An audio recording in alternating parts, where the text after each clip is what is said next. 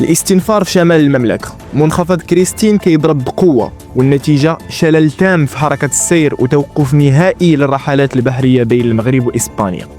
وادسيفلاو فاض وأزيد من 2800 شاحنة عالقة في الميناء. شنو وقع بالضبط؟ هادو هما التفاصيل. البداية من الطريق الوطنية الرابطة بين تطوان وشفشاوة. التساقطات المطارية الغزيرة خلات وادسيفلاو يعرف حمولة مائية استثنائية وخطيرة.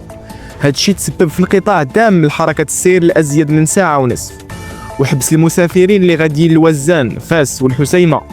السلطات كتحذر ما تغامروش بعبور الممر المائي حتى يرجع المنسوب للحالة الطبيعية ديالو.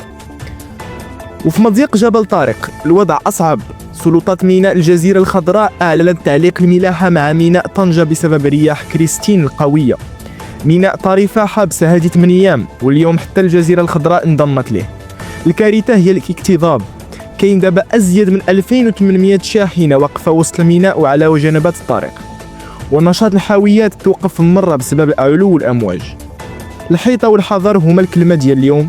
ردوا بالكم في الطريق وبارطاجيو هذا الفيديو مع أي واحد مسافر لجهة الشمال أو ناوي عبر البوغاز. نتوما في مدينتكم واش وصلتكم الشتا؟